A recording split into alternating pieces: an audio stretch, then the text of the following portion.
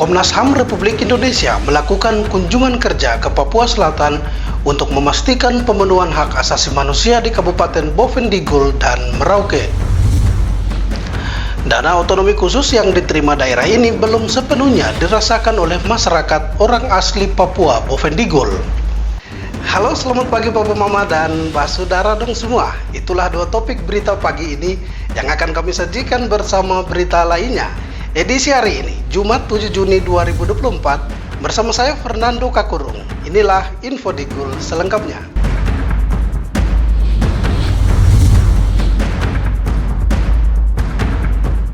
Kita ke berita pertama. Komisi Nasional Hak Asasi Manusia Republik Indonesia melakukan kunjungan kerja ke Papua Selatan untuk memastikan pemenuhan hak asasi manusia di Kabupaten Bovendigul dan Merauke.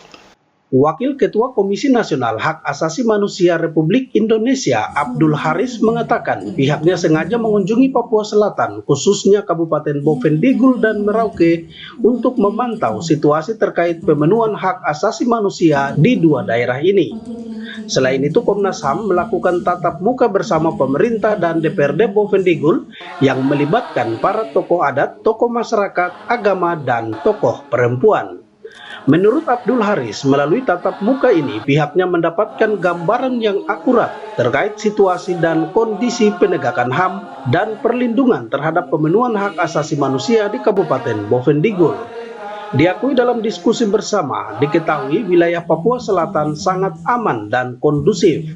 Berbeda dengan wilayah Papua Pegunungan, Tengah, dan Utara yang notabene masuk dalam kategori konflik bersenjata yang belum terselesaikan hingga saat ini. Ya baik, jadi kami dari Komnas HAM sengaja mengunjungi Provinsi Papua Selatan, Merauke, dan juga Bovendigul. Tujuannya tentunya kami ingin melihat situasi kondisi hak asasi manusia yang ada di daerah Papua Selatan, khususnya Merauke dan Bovendigul ini. Oleh karena itu kami bertemu dengan berbagai pihak, baik itu pemerintah, tokoh agama, tokoh masyarakat, juga anggota dewan, ya, tokoh adat juga, dan lain sebagainya, agar kami mendapatkan gambaran yang betul-betul akurat terkait dengan situasi kondisi penegakan, pemajuan, dan perlindungan hak asasi manusia di daerah ini.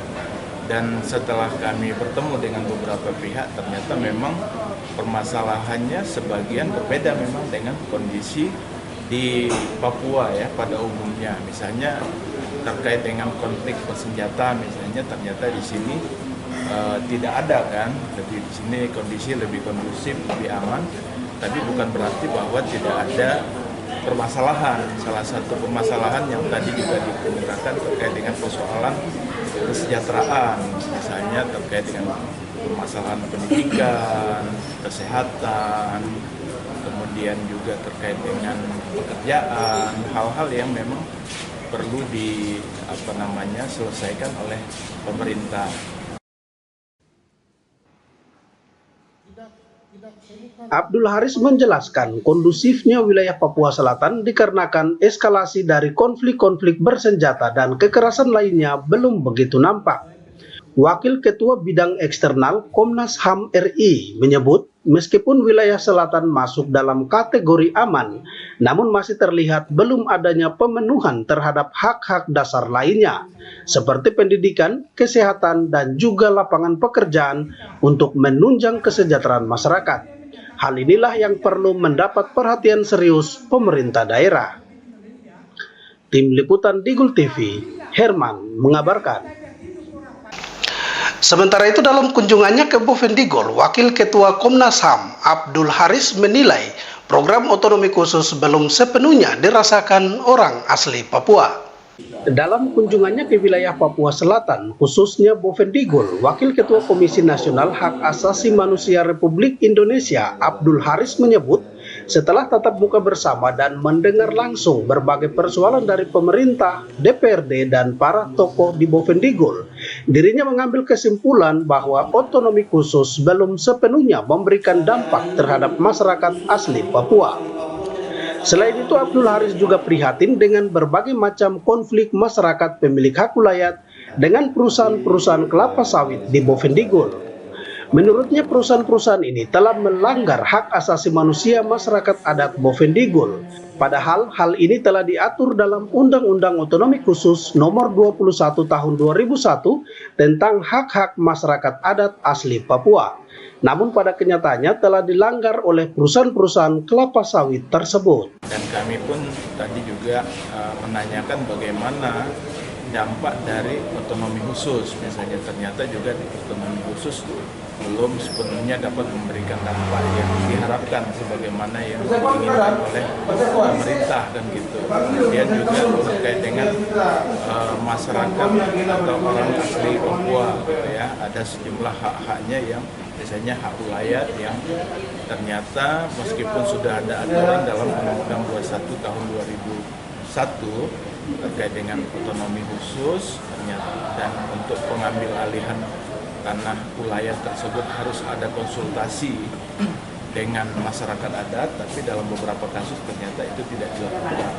Jadi hal-hal tersebut tentunya menjadi catatan kami dan diharapkan Komnas HAM ini dapat menyuarakan permasalahan ini sehingga nanti diharapkan pemerintah dapat merespon dengan membuat kebijakan atau membuat program dan juga turun ke bawah ya, jangan hanya mendengarkan laporan-laporan yang mungkin banyak laporan bagus ya, tetapi ternyata di lapangan tidak seperti yang senyatanya gitu. Jadi tujuan kita sepertinya seperti Abdul Haris menyebut setiap kasus yang ditemukan akan dicatat dan dilaporkan kepada pemerintah pusat supaya mereka merespon dengan membuat kebijakan yang adil bagi masyarakat Bovendigul. Selain itu dirinya berharap pemerintah pusat bisa turun langsung ke Papua Selatan khususnya Bovendigul untuk mendengar langsung apa yang menjadi persoalan orang asli Papua. Tim Liputan Digul TV, Herman mengabarkan. Bapak Mama dan Mbak Saudara dong semua, info Digul akan kembali sesaat lagi. Tetaplah bersama kami.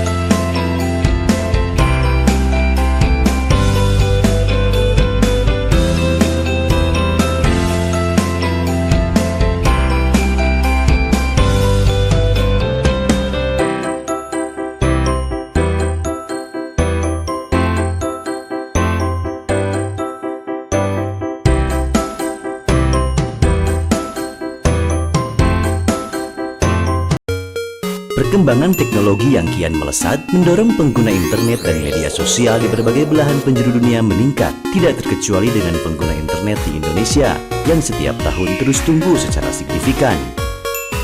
Keberadaan internet, terutama media sosial, telah memberikan banyak kemudahan dalam mendapatkan akses informasi, komunikasi, dan hiburan. Namun, selain manfaat positif, kehadiran internet pun turut mengundang berbagai kemungkinan masalah. Agar terhindar dari penyalahgunaan media sosial, mari kita belajar cara menggunakan media sosial secara bijak. Pertama, tidak sembarangan membagikan data pribadi di media sosial. Pengguna internet mesti mengetahui informasi mana yang bisa menjadi sumber masalah dan dimanfaatkan oleh pihak tidak bertanggung jawab untuk hal-hal yang tidak baik. Jadi, sebisa mungkin hindari membagikan informasi pribadi seperti alamat rumah, kantor, atau detail dan jadwal kehidupan sehari-hari. Kedua, berhati-hati membagikan konten. Hindari menyebarkan konten pornografi dan sara seperti informasi yang ditujukan untuk menimbulkan rasa kebencian dan permusuhan individu atau kelompok masyarakat tertentu berdasarkan suku, agama, ras, dan antar golongan. Ketiga, berhenti membagikan berita yang tidak jelas sumbernya. Pengguna harus selektif pada sumber informasi yang tepat dan harus berpijak pada fakta dengan menunggu klarifikasi dan konfirmasi. Tanpa ada kejelasan sumber data, bisa jadi informasi yang tersebar di media sosial tersebut merupakan berita bohong atau hoax yang dapat menimbulkan opini negatif sehingga merugikan banyak orang. Keempat, menggunakan etika dalam berkomunikasi di media sosial. Biasakanlah untuk menggunakan bahasa yang sopan dan layak dengan siapapun pada saat berinteraksi melalui media sosial. Cukup mudah kan untuk menjadi pengguna media sosial yang baik dan bijak? Yuk saatnya bijak dalam bermedia sosial.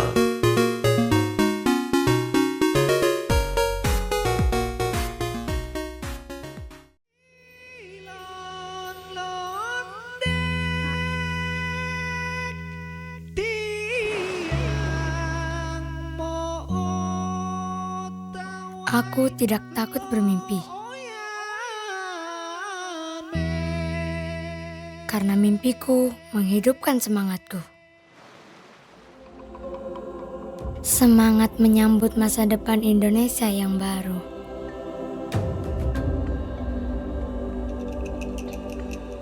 Dengan kekayaan alam yang terawat dengan baik.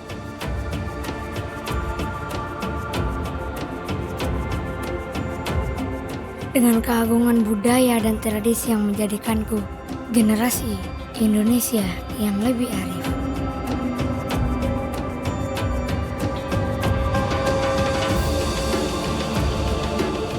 Dengan keragaman potensi kehidupan untuk menyalakan kreativitas, menjanjikan kehidupan yang lebih baik.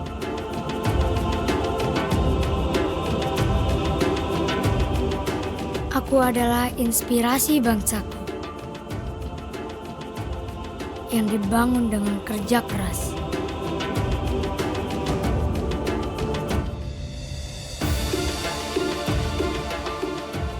Mengedepankan teknologi terbaik tanpa meninggalkan kearifan alam dan budaya.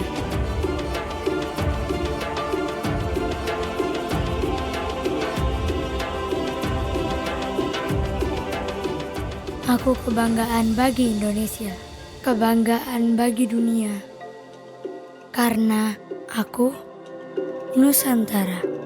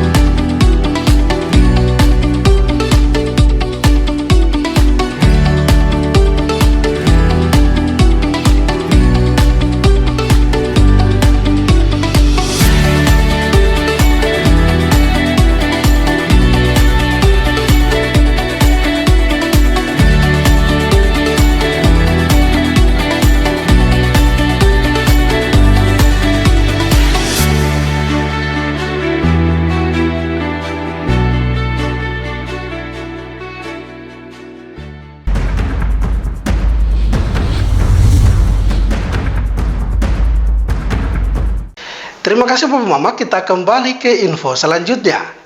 Pihak DPRD Bovendigul ikut menyoroti dana otonomi khusus yang diterima daerah ini belum sepenuhnya dirasakan oleh masyarakat orang asli Papua Bovendigul. Hal ini disampaikan salah satu anggota DPRD Bovendigul, Paulus Tambu Imin, saat hearing bersama Komnas HAM RI. Pada kesempatan pertemuan DPRD Bovendigul bersama Komnas HAM RI yang digelar di gedung rapat DPRD Bovendigul, salah satu anggota DPRD, Paulus Tambu Imin, menyoroti pengelolaan dana Otsus. Menurutnya, meski telah berjalan beberapa tahun sejak pemberlakuan Otsus Jilid 2, namun manfaatnya belum tercermin dengan baik bagi masyarakat lokal. Sebagian besar program anggaran Otsus tidak sampai ke tangan yang seharusnya, yakni masyarakat Papua asli yang ada di Kabupaten Bovendigul.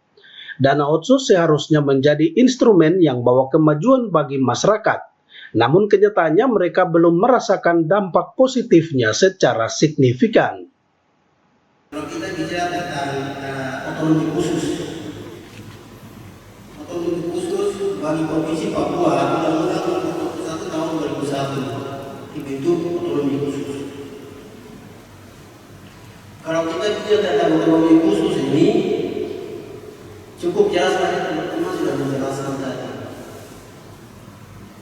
Sampai hari ini khusus kami orang asli Papua tidak merasakan otonomi khusus seperti apa. Di sini ada beberapa bidang pendidikan, infrastruktur, kesehatan, keamanan. Nah, tapi pada hari ini khusus kita Kabupaten Bovendigul ini pemekaran di kabupaten kota di Papua Selatan. Paulus juga mengungkapkan di Kabupaten Bovendigul terdiri dari 6 suku besar yang tersebar di 20 distrik dan 112 kampung. Tetapi berbicara terkait dana otsus untuk pemberdayaan masyarakat belum sepenuhnya terlihat. Kedepannya pemerintah pusat harus lebih serius lagi dalam mengawasi penggunaan dana otsus sehingga setiap rupiah yang dialokasikan benar-benar menyentuh kehidupan masyarakat asli Papua. Bila perlu regulasi penggunaan dana otsus diubah seperti dana kampung agar penyerapannya langsung dilakukan di kampung dan masyarakat bisa ikut merasakan dalam setiap program kerja kampung. Pernyataan Paulus Tambuimin ini menyoroti pentingnya transparansi dan akuntabilitas dalam penggunaan dana otsus karena muncul sorotan dari berbagai pihak terkait efektivitas program pembangunan di Papua. Tim Liputan Digul TV, Dedi mengabarkan.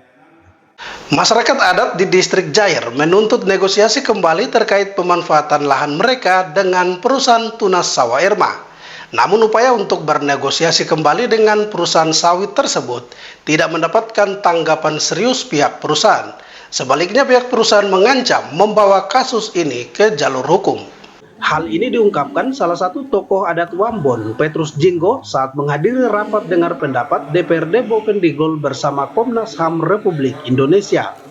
Petrus Jinggo mengatakan masyarakat adat menuntut perusahaan Tunas Sawah Erma untuk negosiasi kembali terkait pemanfaatan tanah mereka yang dijadikan lahan sawit, di mana masyarakat adat memiliki sertifikat hak guna usaha meminta pihak perusahaan untuk memperpanjang sertifikat tersebut, tetapi pihak perusahaan sebaliknya mengancam masyarakat adat akan menempuh jalur hukum. Ini saya mau sampaikan masalah masyarakat adat yang ada di PT Tunas Sawah Erma ini, yang dari awal mereka paham terus sampai dengan hari ini masih tetap paham. Mereka menuntut negosiasi kembali pemanfaatan lahan. Karena yang dulunya sertifikat HGU-nya ada, tapi ini kan mau perpanjang. Nah, ini dia harus dengan masyarakat untuk bicara negosiasinya seperti apa. Nah, tanggal 4 ini kemarin, malah perusahaan menjawab kepada masyarakat, dia akan bawa masyarakat itu lewat jalur hukum. Petrus juga mengungkapkan konflik di Bovendigul bukan konflik senjata, tetapi konflik investasi, sehingga negara harus hadir untuk melindungi masyarakat adat, bukan sebaliknya melindungi investor untuk menciptakan konflik investasi. Jika hal ini terus terjadi, bisa dipastikan masyarakat Papua Selatan akan mengangkat senjata seperti wilayah Papua lainnya. Petrus berharap pihak DPRD Bovendigul maupun Komnas HAM bisa melihat langsung kondisi masyarakat adat di wilayah perusahaan dan turut berperan aktif dalam mencari solusi yang adil bagi semua pihak. Tim Liputan Digul TV, Dedi mengabarkan. Bapak Mama dan Mbak Saudara dong semua, info Digul akan kembali sesaat lagi. Tetaplah bersama kami.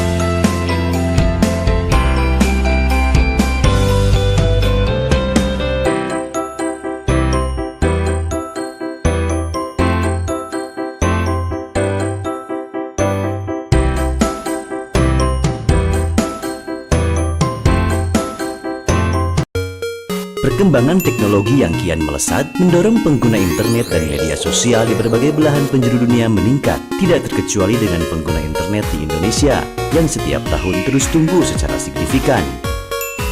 Keberadaan internet, terutama media sosial, telah memberikan banyak kemudahan dalam mendapatkan akses informasi, komunikasi, dan hiburan. Namun, selain manfaat positif, kehadiran internet pun turut mengundang berbagai kemungkinan masalah. Agar terhindar dari penyalahgunaan media sosial, mari kita belajar cara menggunakan media sosial secara bijak. Pertama, tidak sembarangan membagikan data pribadi di media sosial. Pengguna internet mesti mengetahui informasi mana yang bisa menjadi sumber masalah dan dimanfaatkan oleh pihak tidak bertanggung jawab untuk hal-hal yang tidak baik. Jadi, sebisa mungkin hindari membagikan informasi pribadi seperti alamat rumah, kantor, atau detail dan jadwal kehidupan sehari-hari. Kedua, berhati-hati membagikan konten. Hindari menyebarkan konten pornografi dan sara seperti informasi yang ditujukan untuk menimbulkan rasa kebencian dan permusuhan individu atau kelompok masyarakat tertentu berdasarkan suku, agama, ras, dan antar golongan. Ketiga, berhenti membagikan berita yang tidak jelas sumbernya. Pengguna harus selektif pada sumber informasi yang tepat dan harus berpijak pada fakta dengan menunggu klarifikasi dan konfirmasi. Tanpa ada kejelasan sumber data, bisa jadi informasi yang tersebar di media sosial tersebut merupakan berita bohong atau hoax yang dapat menimbulkan opini negatif sehingga merugikan banyak orang. Keempat, menggunakan etika dalam berkomunikasi di media sosial. Biasakanlah untuk menggunakan bahasa yang sopan dan layak dengan siapapun pada saat berinteraksi melalui media sosial. Cukup mudah kan untuk menjadi pengguna media sosial yang baik dan bijak? Yuk saatnya bijak dalam bermedia sosial.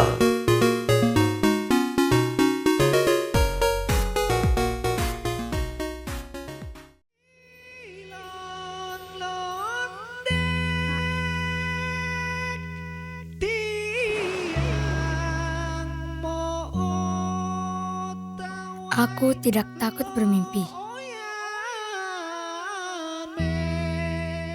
Karena mimpiku menghidupkan semangatku.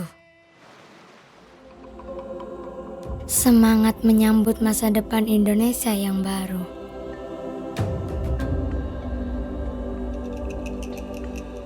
Dengan kekayaan alam yang terawat dengan baik.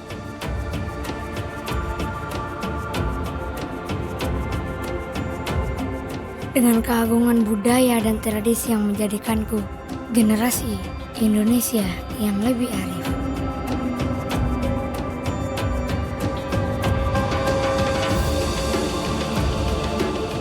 Dengan keragaman potensi kehidupan untuk menyalakan kreativitas. Menjanjikan kehidupan yang lebih baik.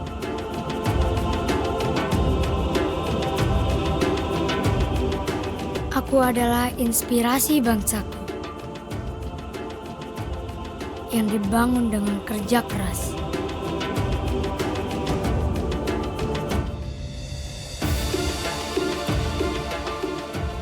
Mengedepankan teknologi terbaik tanpa meninggalkan kearifan alam dan budaya.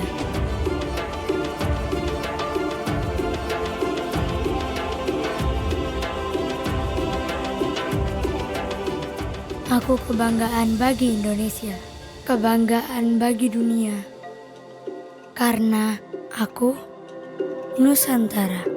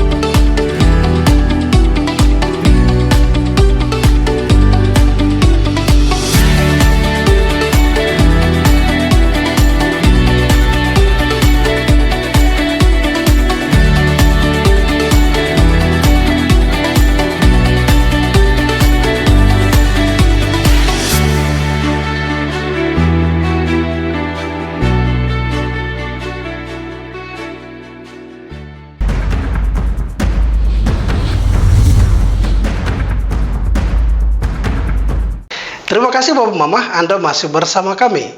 Selain masalah otsus dan investasi, DPRD Bovendigul meminta pemerintah pusat melalui Komnas HAM RI untuk memperhatikan masalah pendidikan di Bovendigul yang masih jauh dari kata layak. Kondisi pendidikan di Kabupaten Bovendigul, terutama di daerah pedalaman, masih menjadi perhatian serius. Pasalnya sejumlah sekolah mengalami kekurangan tenaga pendidik atau guru yang tidak sesuai kualifikasi. Dalam beberapa kasus, jumlah guru tidak sebanding dengan banyaknya siswa yang harus diberikan pembelajaran. Bahkan dari total tenaga pendidik, lebih banyak yang berstatus honorer daripada pegawai negeri sipil. Hal ini disampaikan salah satu anggota DPRD Bovendigul, Ninik Deburaheni. Diakui kurangnya sumber daya manusia, khususnya guru, menjadi kendala tersendiri bagi Bovendigul. Program Indonesia Mengajar untuk menggenjot pendidikan harus diberikan juga ke Bovendigul dengan mendatangkan guru dari luar untuk mengisi setiap satuan pendidikan yang ada dari tingkat dasar sampai dengan menengah. Untuk kami Kabupaten Bovendigul, saya memohon untuk sementara yang Indonesia Mengajar ini, karena dari pendidikan sementara ada di genjot untuk pendidikan di Kabupaten Bovendigul itu Bovendigul mendatangkan guru-guru yang dari luar. Saya mohon untuk tetap dilanjutkan. Selain itu menurut Ninik, sama halnya dengan guru, tenaga kesehatan melalui program Nusantara Sehat harus dipertahankan karena hadirnya Nusantara Sehat sangat membantu pelayanan kesehatan di Bovendigul. Hal senada juga disampaikan Ketua Komisi A DPRD Bovendigul John Kuat Luther. Menurutnya Komnas HAM harus bisa membantu menyuarakan permasalahan tersebut kepada pihak-pihak terkait di pusat. Diakui kekuatan tenaga pengajar terutama di daerah pedalaman kini belum mampu memberikan kualitas pendidikan yang lebih baik. Pendidikan di Papua khususnya Bovendigul masih ketinggalan jauh dengan daerah lain di Indonesia, sehingga asas pendidikan ini segera diperbaiki agar masyarakat mampu memajukan daerahnya sendiri. Kalau di bidang kesehatan, Pak, bidang kesehatan ada Nusantara Sehat. Itu yang perlu Bapak catat. Saya inginnya seperti ini dicatat. Bisa atau tidak Bapak dari Komnas HAM membantu kami menyuarakan, mungkin ada membantu pemerintah pusat dalam polisi membuat kebijakan supaya barang seperti itu ada untuk pendidikan. Saya maunya seperti itu karena pendidikan di sini Pak,